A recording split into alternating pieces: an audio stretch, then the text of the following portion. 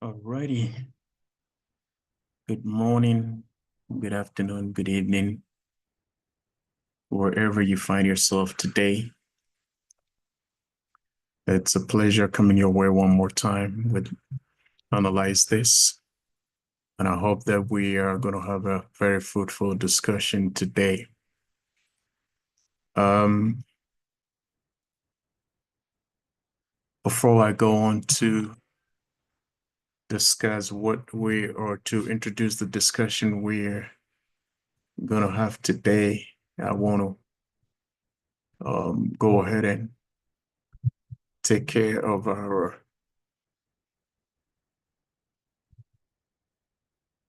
usual statement um, that creativity and inventions are not by the color of one's skin, but by an educated mind. I want to repeat, creativity and inventions are not by the color of one's skin, but by an educated mind. So if you want to be creative, if you want to invent, you don't need to be of a certain color. You don't need to be of a certain creed. You don't need to be of a certain race. You don't need to be of a certain nothing. All you need is educate your mind, educate yourself, because it comes from the power of the mind. Creativity and inventions come from the power of the mind. So that is all you need to do. Educate yourself, enlighten yourself, expose your mind to curiosity, expose your mind to possibilities, stretch your mind, and you'll be able to create and invent.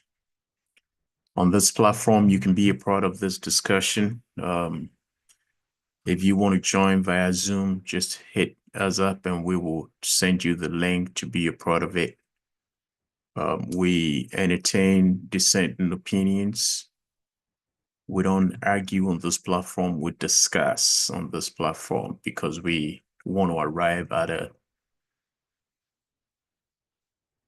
very reasonable conclusion. We want to find solutions to problems, so we don't argue here. We discuss. Somebody might ask, what is the difference between argument and discussions? Discussion is when I table my opinion and you table your opinion, and we tear both opinions apart and pick the best out of it. Argument is when you have an entrenched position and you want to force it down somebody's throat. That is argument. And we don't do that here. We want your opinion to be tabled respectfully, my opinion tabled respectfully, somebody's opinion tabled respectfully, and we tear those opinions apart. We dissect them, and that which makes sense, that which is reasonable, or that which has truth would be applied for us to get solutions to the problems we're facing as Africans or as Black people or as human beings. Today, it's going to be a very um, an exciting one. I'm a little bit emotional today, but I'm going to make sure I make my head take over my heart. I would begin by addressing the issue in Congo. And I'm just going to start by saying that we all saw the execution of the youth um, on social media. Most of my friends wanted to know my opinion, wanted to know what I think about the executions and This is what I said. It's a reflection of a failed system. What is going on? Oh, let me stay on the execution of the youth. Over 200 people being executed in public. I'm not going to go into the dynamics of whether it is right or wrong. My position in human life, in no way would I defend the taking of a life. That's my position. But what I'm going to say in respect to those killings is not a matter of whether the state was right or the state was wrong. The state might have its laws in Congo. I mean, based on whatever crimes and whatever punishment merits the crime, it's administered to people. But all I'm saying is the killing of the youth. I watched it, and if I'm not mistaken, it's probably the oldest might probably be. I didn't really see anybody who looks like a 40-year-old or above 40 years. Um, I saw teens and people in their 20s, the youth in their 20s being executed. And for me, it tells me of a failed system, failed country, failed continent.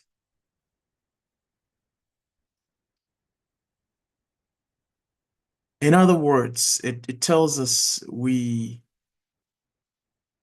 have an issue, a big issue on our hands, and it's an issue of leadership. If you have a chunk of your population, the youth for that matter, to be hopeless, as it were, and will resort to crimes of various degrees. For me, it tells me that leadership is not in such an environment.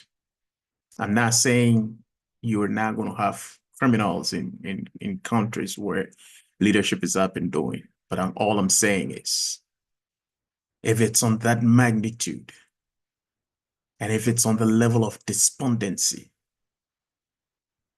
I followed a little bit what's going on in Congo. So it's against the backdrop of what's going on in Congo. I'm saying what I'm saying. You see, I know Prof is on, and I said even though I'm emotional, I'm gonna make sure my head takes over my heart, and I'm gonna speak from my head, not from my heart. Um, Leadership is not leading. I repeat, leadership is not leading. You can be a leader and still not executing leadership. The fact that you are the head and people are looking up to you does not mean you are executing leadership. Leadership simply means using your gifts to serve and influence a community or a people or others, so to speak. It's as simple as that, using your gift to serve and influence a community. And so if what you're doing at the top or at the helm of affairs is not serving and influencing a people to progress, to develop, then you might be leading, but you're not executing leadership. That is why most of the time Prof will say there's nothing like bad leadership. It's either you're executing leadership or you're not executing leadership. It's as simple as that. And leadership, I always say, is a noun. You have to become. Leading is a verb. And any Tom, Dick, and Harry can do that. Let me break it down. I remember when we're in I believe class 1, 2, 3, they will tell you a verb is a doing word. So leading is a verb, is a doing word. And anybody can do it. But leadership is a noun you have to become. I'm not going to go into details today. When we get back on Leadership Academy, we're going to be talking about some of these things. But if what you're doing at the helm of affairs is not serving, one, two, influencing people to progress them, to fulfill their purpose and their dreams, their aspirations in life, then you are not executing leadership. So all I'm saying is what is going on in Congo, the execution of the youth, for me, and the little that I've delved into to know about what's going on in Congo, is a failed state, and it represents a failed continent.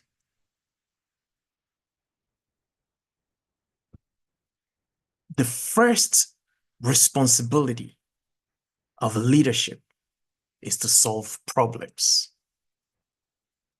The first responsibility of leadership is to solve problems. That is the first and major responsibility of leadership. That is why Prof will tell you leadership is everything. Is the cause. And any and every other thing is the effect. Leadership is to solve problems. That is why you are gifted with your gift. That is why you have that ability. So your gift is with you to solve problems within your community, to bring solutions to problems. So if you are the helm of any affairs and you are not solving the problems within that community, you are not executing leadership. It's as period as that. And on this basis, again, I'll go back and say what is going on in Congo is a failed system. And Congo, people in the helm of affairs in Congo should bow their heads in shame. African Union should bow their heads in shame. United Nations should bow their heads in shame. I really don't worry much about United Nations because it's being controlled by powers who are happy to see Africa and Congo in the state in which they are now. But my major concern is on the African Union. And I want to believe that this is going to be the wake-up call to draw African Union to the table to make sure the issue going on in Congo is resolved once and for all. It is possible it can be resolved with leadership. Most of the reasons why we're dancing around issues and it goes and comes back to hit us every now and then, it's because we're lacking leadership. And so I want to beseech and beg of African Union to be up and doing, because it's a shame what is going on in Congo the execution, the civil war. I mean, I just before I came on, I decided to take a tour of Congo. Definitely not flying over there, but going on social media, going on every avenue I can, Google, what have you, to look at Congo. One of the richest countries in the world, richest endowed countries in the world, and seeing the state in which that country is now clearly tells you it's lacking leadership. There's a clear picture of what's going on in Congo right now. On that note, if Prof has something to say about it, you can jump on before we continue where we left off last week. You sometimes you could It be. looks like you're muted, Prof. Oh, I think I came back. Is it still muted? Me now? Can you hear me? You are unmuted. I can see that you are unmuted, but we still can't hear you. Oh, that's interesting. Hold on.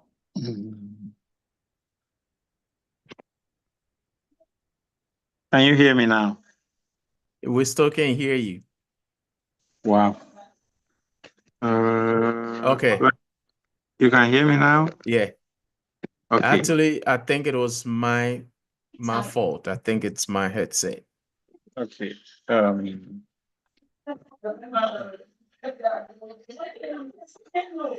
There is some visitors down, so their noise doesn't come in here. Oh, okay. It is very easy to sort of dissociate yourself from what is happening anywhere else except the places you've been. But we need to understand that as Africans, whatever happens anywhere on the continent concerns all of us. The advancement of each country is the advancement of Africa. And if there is individual brilliance and we come together, it will make it a lot easier for the whole continent to develop. We must never lose sight that we were just tribes until somebody decided to carve us up like some birthday cake and allocate boundaries that are artificial.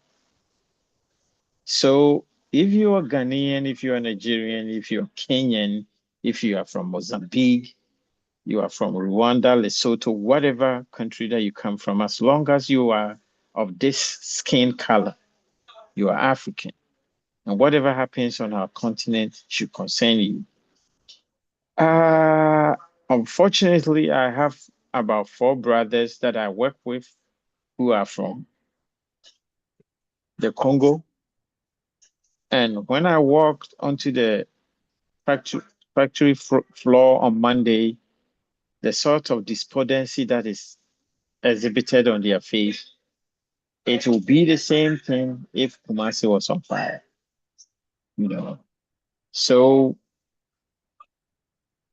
we need to start having proper structures in place for things to really, really take off.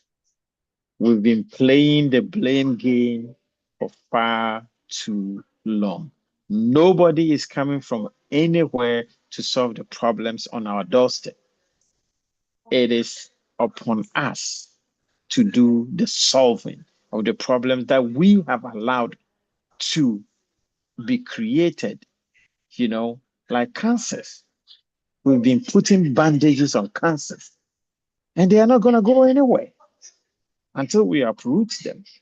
I mean, how does a new government come into place, a new attorney general, and summarily decide that he's going to execute people? There was no process. There was no process. These people were not put some kangaroo tribunal. That's what they went through. And they are so young. That's why we have prisons. Prisons are supposed to rehabilitate people.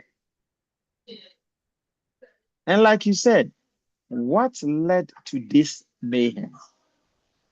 We are very, very devoid of looking at fundamental principles that get us to where we are. We want instant solution. So they are going to tell us that the next batch of thieves or whatever, because they can't get food to eat, they are going to execute them.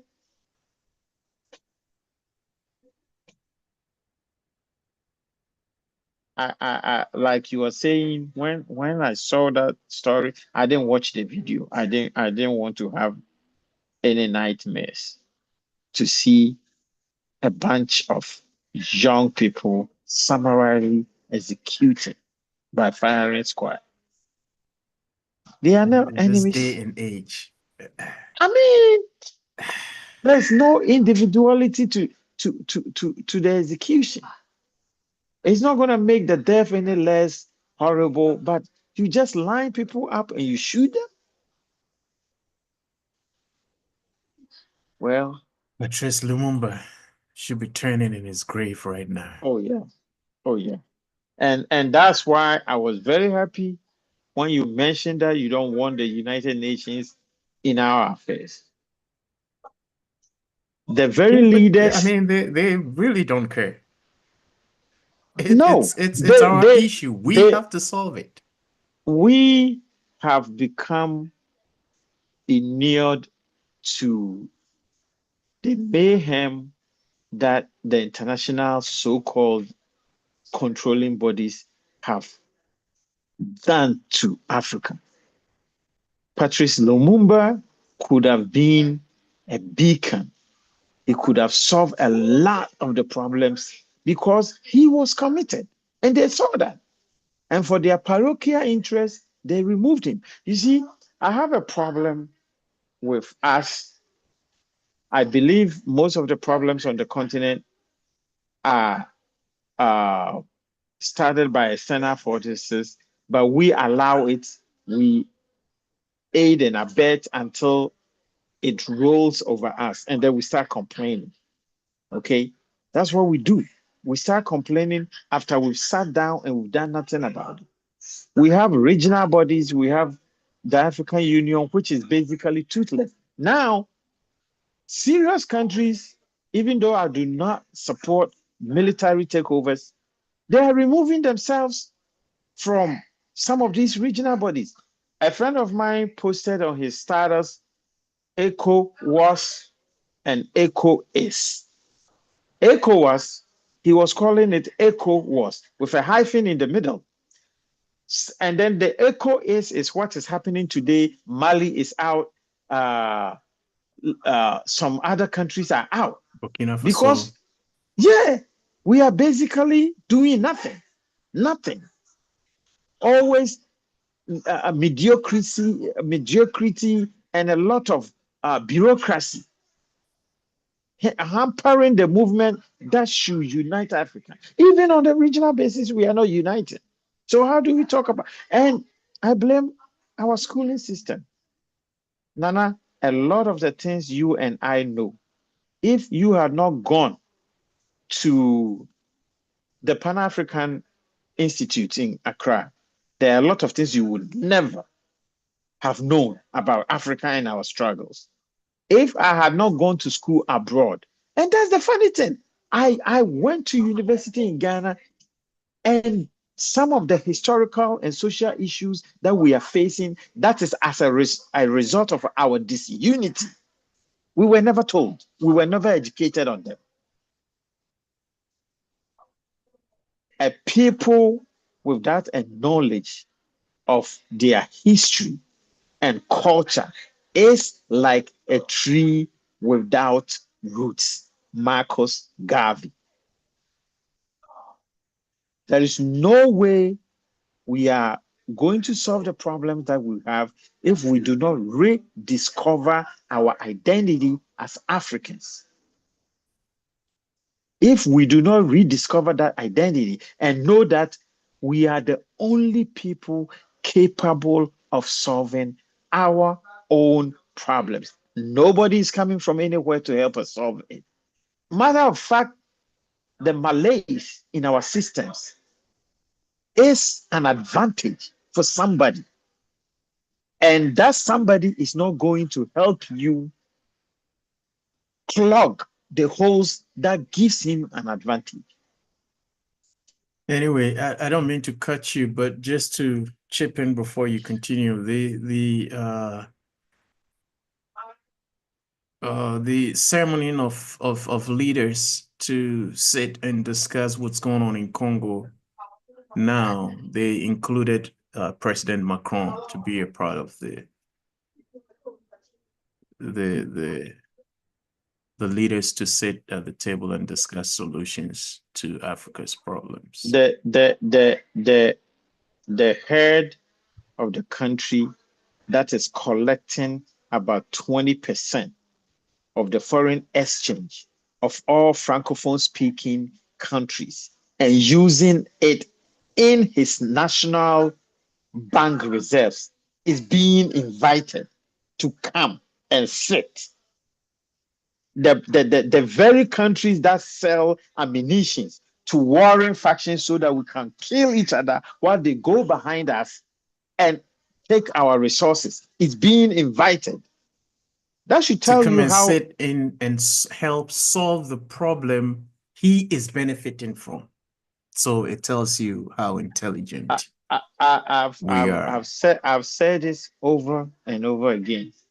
Whenever a situation arises in our community, go back to our idioms. You go back to our idioms. It is a microcosm of the knowledge and wisdom that our forefathers had long before we came here. Deɛ wapia aberewa ahwe fam. Ɛnyɛ ɔno na ɛsɔ ne nsa, ɛpagya no. The very person who pushed the old lady down is not going to be the one who will stretch his hand to help her to up. rise. If you want her standing, you wouldn't put her in the first place. You wouldn't push her in the first place. So, Nana, I think our work should more be geared towards letting our people know where we stand in the Committee of Nations as Africans, what these external forces want us to be, so that when we have problems, we don't start bickering at each other.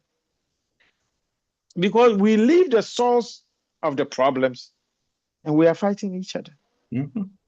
Look, these Tutsis on the borders of Rwanda and the Congo that starting all these wars and whatnot, how did it come about? Because somebody sat somewhere in Europe and drew a border that divided a tribe.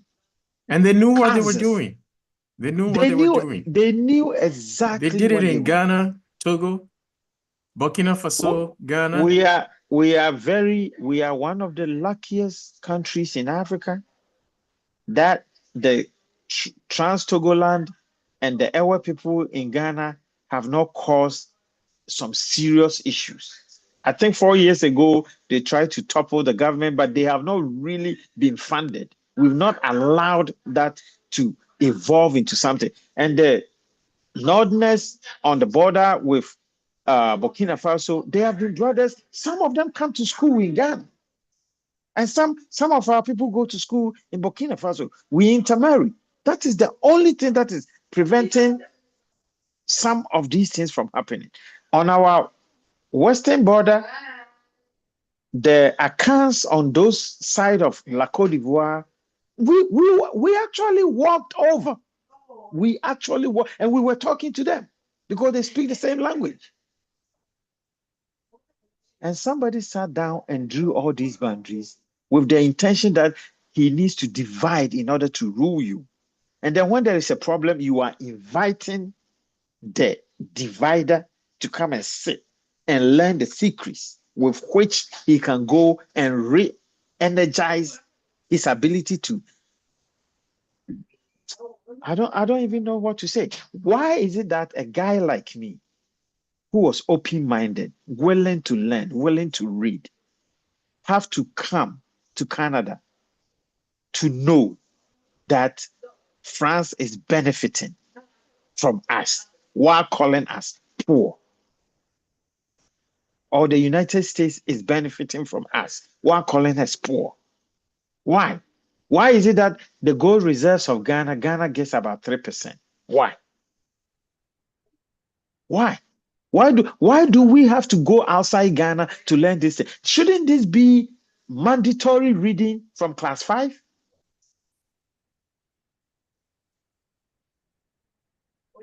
We used to have arguments when I was in secondary school that the Francophone countries get to watch the World Cup for free. Free. That's how we termed it. And then we were debating that, oh, they have better relationship with France than we have with the UK or with America. And we were debating that. And we were teenagers. And we were happy for them. Not knowing it's a reverse situation. We were far better off because Nkrumah understood what that stood for. And every day my respect for him increases. Even though I've never been an Nkrumahist, and I have never been a supporter. But when you take his pro-African stance on every issue under the sun, you have to give him his props. And that's why his books were not made popular on the continent. It was not required reading. These people and their ideas and their understanding of our stance in this world should be made compulsory reading for every African. As a matter of fact, some believe his book Neocolonialism was what ignited his overthrow. It is not a belief, it's a fact. Well, I'm just saying. That's why you know, WikiLeaks is there. That's because why of the ideas he propounded in that book, and he saw what was going to happen. Yeah, they and consider him a dangerous element, and that's why he was the same thing they did to Patrice Lumumba. Yep.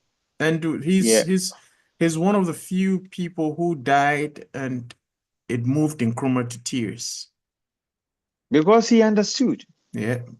He understood. And Nkrumah would have cried if he was here when Muammar Gaddafi was assassinated. He would have cried. Don't call it an execution. He was assassinated. And my problem have always been, why is it that in order to learn about our own selves, we need to become adults? We will be learning about some explorers and some so-called inventors that have nothing in common with us in our schools. That's even a little better than learning about River Thames and River Mississippi. I was telling somebody yesterday that I remember we were learning about these rivers until I saw we were singing London Bridge is falling down and some useless stuff which has nothing to do with our level of thinking, which has nothing to do with us stretching our minds to think beyond the box which has been created for us to be creative. Nothing to do with our environment. Right. Like a friend of mine during Christmas was talking about Christmas as if, and I was like, some white people sang a Ghanaian song as a Christmas carol. I posted it and he was like, this has nothing to do with Christmas. And I asked her, when you were singing about the two horse open sleigh. Do you know what a two-horse open sleigh is? You don't have snow in your country. You singing about a two-horse open sleigh and snow and all these things. Did you know what it was? It was like, hey, I never thought about it like that. Say, you see, that is what the white man's schooling has done to us. That is what it has done to us. We disparage our own, the environment that gives us worth. We disparage it. But then we want to conform to something we probably will never see, get used to, or conform to. Yeah. So we are in between. We cannot accept the fact that we are African, neither can we become Caucasian. Yeah.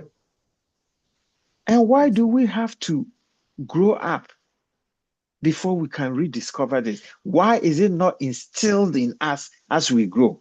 I've been having that conversation with my family about the fact that a Ghanaian speaks English and he's intelligent. He Mm-hmm. speaks his native language and he's considered dumb. Why?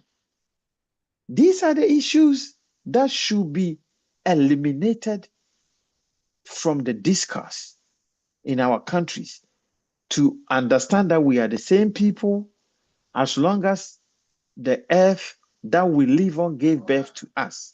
So it doesn't matter if you come from Mozambique or you come from Kenya or you come from Egypt, you come from Africa. And we need to start thinking in terms of that.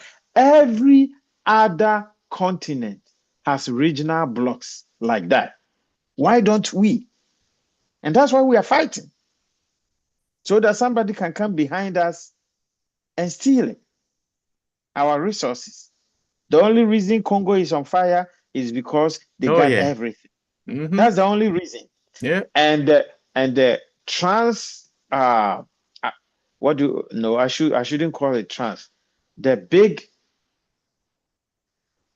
uh companies, continental companies that are in Congo, that are in South Africa, that are everywhere on the continent, they benefit from selling us weapons so we kill each other while they Yeah. go behind us and mine our minerals And some of for these Peter. companies I hear have created illegal air spaces where they fly their aircrafts to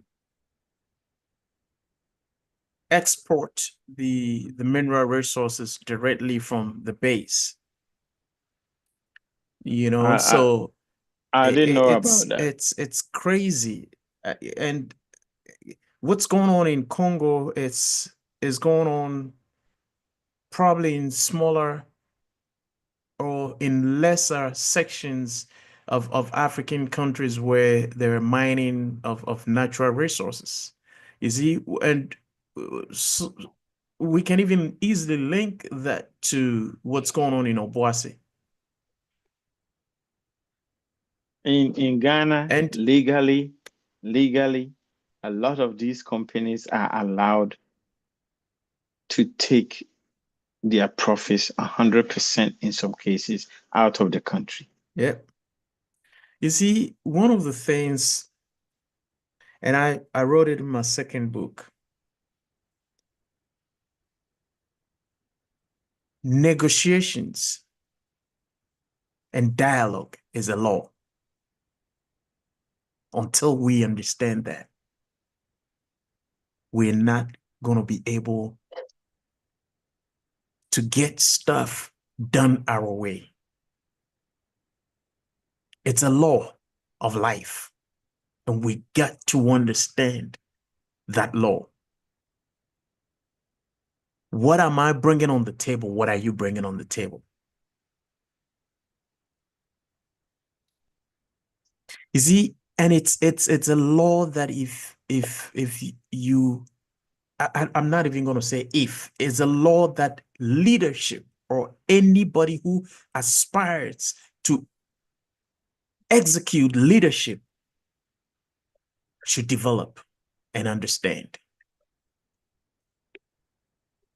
That is the only reasonable law that differentiates us from animals. us, I mean human beings from animals. The law of dialogue and negotiations. So sometimes You see, the same Ashanti gold that is in South Africa is in Ghana. mhm, And if you look at the contract they have with the South African government, and you look at the contract they have with the Ghanaian government, you might think that it wasn't human beings that sat down and negotiated on yeah, behalf the of Ghana. difference is somebody who understands negotiation and dialogue and No, somebody who does uh, not. some of our so-called leaders, they are so selfish. It borders on insanity. Because there is no way the same Anglo Gold, Ashanti, or whatever they call themselves can develop Johannesburg to this extent. And Obuasi is just a big village. I was in Obuasi just this November. It is just a big village. And Johannesburg is a westernized city. Yeah. The same mining company can do whatever it wants in Ghana, and believe me, they cannot do that in South Africa. And It's called you know what they say when they meet amongst themselves? I'm not gonna say it here. the whole issue is that we don't have leaders, and I'm going to repeat: there's nothing called bad leadership. It's either you are a leader or you are not, and leadership is exemplified by the fruits that you and I can see and Mhm. attest to. So if I go to Obuasi and I see what is there, what has been there for generations. I was in Opokuwari from 87 until 95. Anyway, let And me issue a disclaimer. This is not wine. It's why? hibiscus flower. Why are you allergic to wine? I'm No, not. I don't want anybody to go sit somewhere and claim they're sitting on their program Well, drinking wine. okay, I can understand that, but that's beside the point. You They're know, drinking wine and speaking out of the air. oh yeah, intoxication. Yeah, that one I can understand. I've been going back and forth to Obuasi, and there has not been any like seminal or serious improvement in the city's structures. No, it, Yeah, it's it's it not like, reflects in the lives of the youth. That is why they all they do is the galamsey. yeah. If I know we don't have the numbers, but if a majority of your youth, who is the embodiment of your manpower and your human capacity, don't really have, a job that they can depend on for life's travails, and they have to go into these things, and you are destroying the land that we can use for farming too.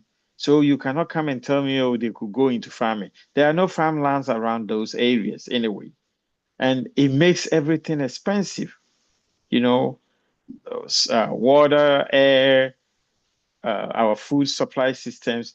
Or look, if you see the dam from which Obuasi is supposed to take its drinking water, it is not fit for cattle.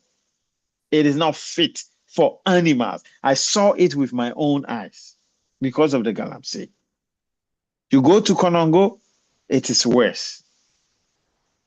So how can anybody in his right mind, sane, sentient human beings, tell me there's leadership in Ghana? The results are here. The results are here for all of us to see. A leader is supposed to come in and make a bad situation progressively better. That is all you are supposed to be doing. Every sector of our economy, every facet of our lives, you come in, you are supposed to work to make it better. You don't come in and make it worse. We were drinking better, we were having better drinking water in 1992. That was when I came of age. We were having better roads.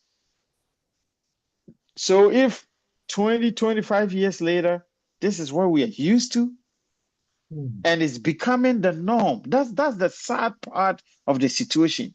You know, our so-called leaders have become explainers.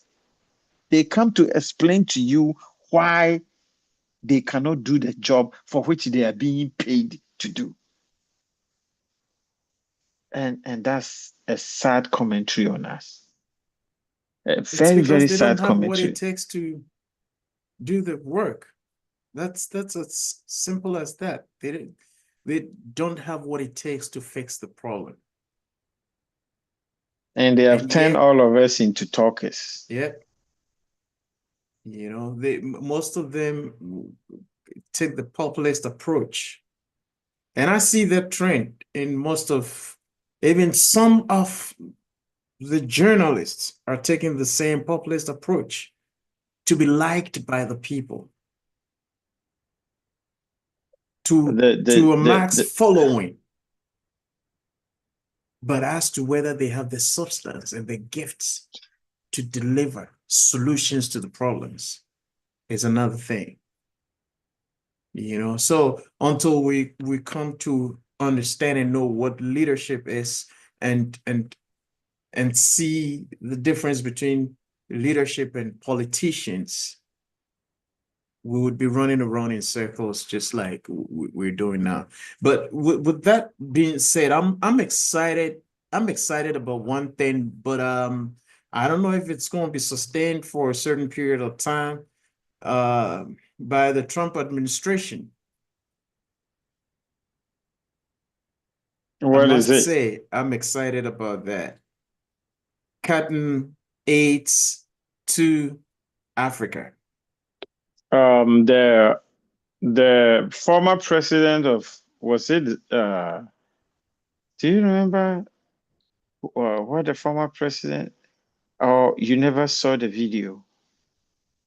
There was a video in which one African former president was saying he doesn't understand why anybody is uh, sad or surprised or even debating the fact that Trump says he's cut aid to certain countries in Africa. You Because we don't don't pay, need it. you don't even pay. Me and you sat here and we discussed what aid does. Yep.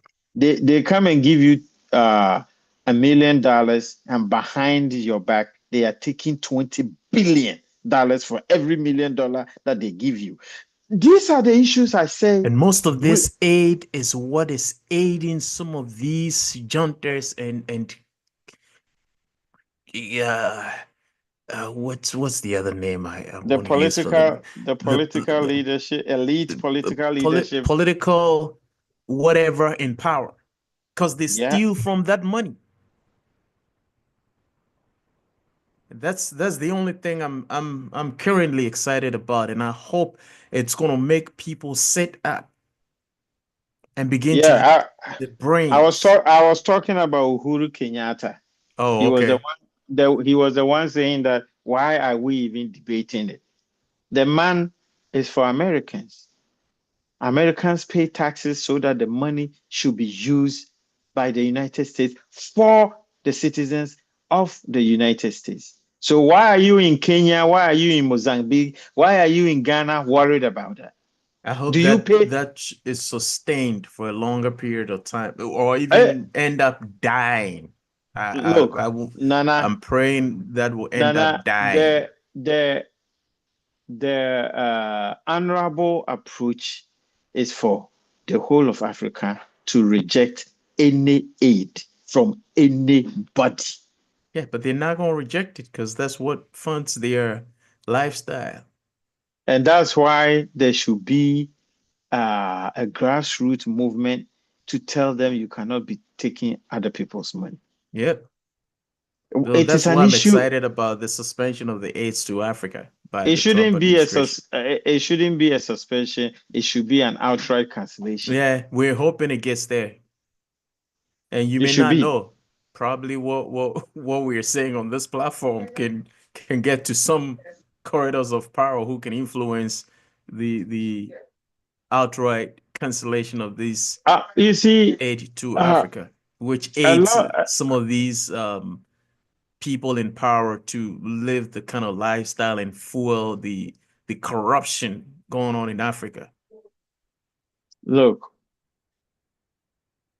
these are the sort of conversations we should be having in our political science, in our social science classrooms.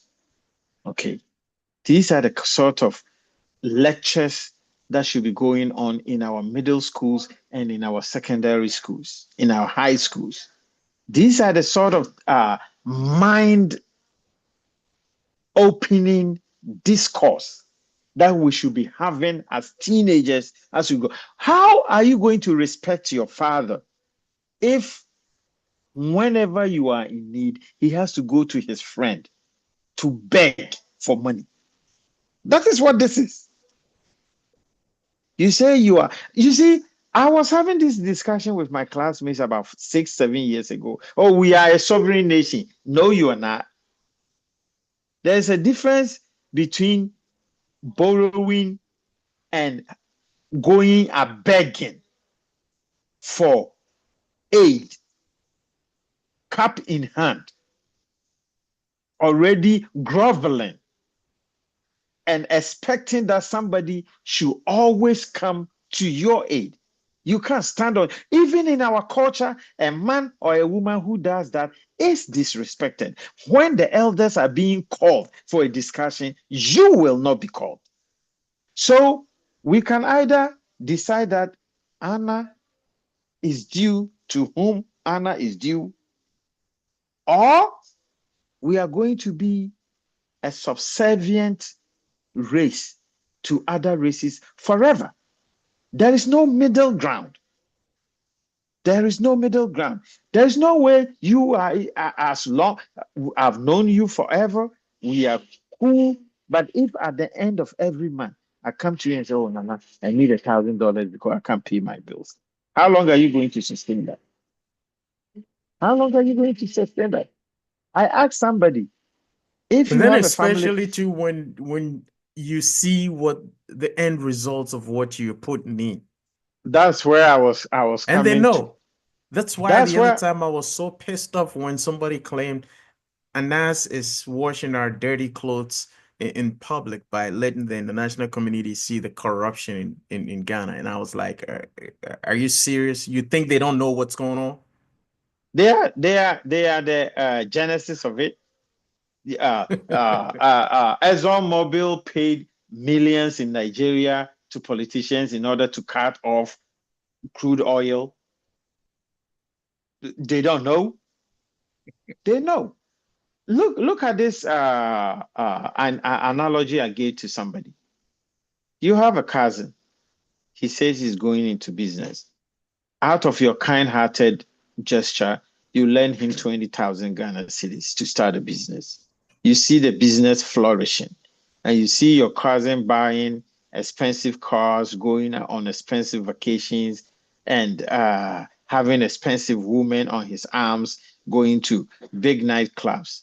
5 years down the line, your cousin comes back to you and say, "Oh, bro, I need some extra money because the business is a little bit tight and whatnot and whatnot." And he has not paid the 20,000 that you gave to him. Let's say you give it to him the second time. Will you give it to him the third time and the fourth time and the fifth time and the seventh time? Heck no. Unless you have an agenda, unless there's something you're benefiting. So I told my friend, the West is not Father Christmas. They will not continually give you something if they are not having anything back. Ask yourself, what is it that they are having back that is making them give you the kind of money that they are giving you. There is no free lunch anywhere. And that's why they cannot go to Saudi Arabia and tell them to accept gay rights. That's why they can come to Ghana and tell you what to do. It is as simple as that. It is an agenda, and we need to have this discussion in our middle school classrooms. That's where we need to start. We can't wait until people are already mature and then tell them African unity. It has not worked. It will never work. We need to start from kindergarten, and we need to continue through so that the Togolese knows that the Ghanaian is his brother, and that the Nigerian is his brother, and that the Egyptian is his brother. Don't wait until he's 25 years old I and even then have you a come friend and who suggested there should be some cross educational programs that will send kids from one country to the other to go learn, maybe go to middle school in Zambia, pick people from Ghana to middle school in Zambia, pick people from Zambia to middle school in wherever, so we can look. begin to conscientize the kids and the youth If to understand this concept of African unity. if African unity is important to us, this is the price we have to pay. People, we can look for leaders in high school, people who show promise, and let them roll. Let them get to know other people who show Yeah, but promise it did happen before. Those freedom fighters in Nkrumah's Yes, era, you know. now it's not happening anymore. Yeah. And our leaders are not even talking to each other. They only come together to share the loot that the West give them as aid. That's all they do. So Anyway, our time is up, and yeah. I didn't even know we were going to start off with the Yes. Congo, which is a sad, I got it's a a sad text message situation. from a friend, which I decided to not talk about it, but I got a text message from a friend actually this early this morning around 2 a.m. That's when I saw the message. It was a WhatsApp message, and that is what made me decided to. I was going to use it as an introduction, so we can from there move on to continue our discussions. But for some reason, it Hey, took over our we discussion, have which I think we it's important. So we have a lifetime. We are dedicated to doing this. yeah. So as they crop up, we need to talk about. That's the hottest button issue in Africa today, Mm, and it is still ongoing. The right. civil war is Mm-hmm. ongoing. Mm-hmm. It is ongoing. Yeah. So, Prof, your final submission before we bring the curtains down. This idea that there is somebody sitting somewhere who is thinking about Africa without being African needs to be nipped in the bud. People need to understand that we are the only people that we have to solve the problems on the continent. And I don't care where an African comes from, if that person is willing to engage, that person is willing not to just criticize, but to constructively help us solve the problems that we have. That is where the discussion should be. That's my final take. Finally, to close the curtains, I will say shame on you, politicians in Congo. Shame on you, African Union. On that note, we'll close this curtain for today. Hopefully, you're going to be able to join us next week, and we want to thank you, and I appreciate your presence with us on Analyze This today. My name, Nana Osei Bonsu Jr., and my And I'm co-host, Kojo Kujoewa Frimpong. Frimpong, Yes, both of sir. Afriwick International Organization and Serto Leadership International. See you and have a blessed weekend. Bye-bye. Bye.